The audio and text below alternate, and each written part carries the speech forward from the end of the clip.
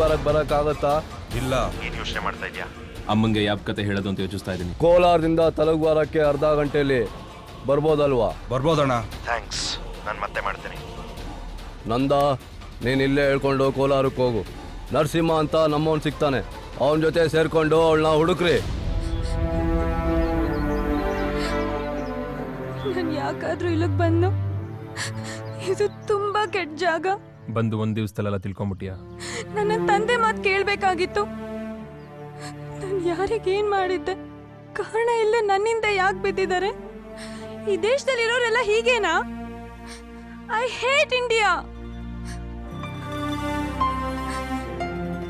ತುಂಬಾ ಕಲರ್ಫುಲ್ ಜಾಗ ಅನ್ಕೊಂಡಿದ್ದೆ. ನಮ್ ಫ್ಲಾಗ್ ನೋಡ್ ಹಾಗೆ ಅನ್ಕೊಂಡಿರ್ತೀಯ? ಈಗ ನಮ್ಮ ಮನೆಗೆ ಹೋಗೋಣ.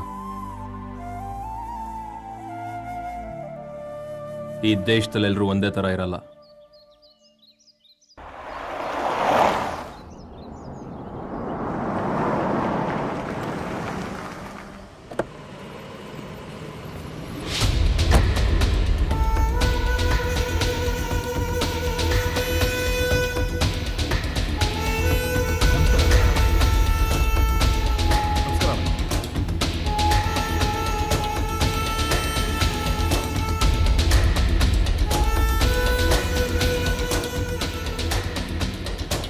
ಈ ಚುನಾವಣೆಯಲ್ಲಿ ಸ್ಪರ್ಧಿಸೋಕೆ ಏನೆಲ್ಲ ಮಾಡಿಲ್ಲ.